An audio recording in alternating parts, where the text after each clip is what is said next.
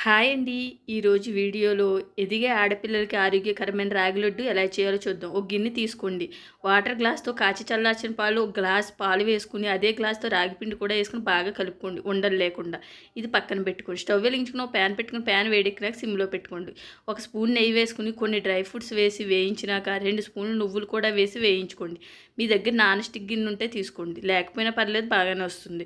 తర్వాత ఇవి బాగా వేగినాక ముందుగా రెడీ చేసుకున్న పాలు, రాగి పిండిని ఇందులో వేసుకుని బాగా కలుపుకోండి. ఇవి సగం వరకు కలుపుకున్నాక ఇలా దగ్గర పడుతుంది. తర్వాత అదే గ్లాస్‌తో అర గ్లాస్ బెల్లం పొడి వేసుకుని, బెల్లం పొడి మాత్రం వేసుకొని తొందరగా కరుగుతుంది.